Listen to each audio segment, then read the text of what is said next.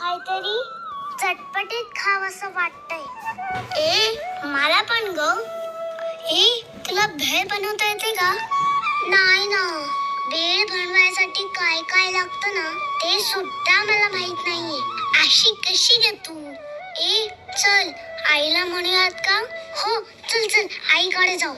आई आई कर ना ग भेळ.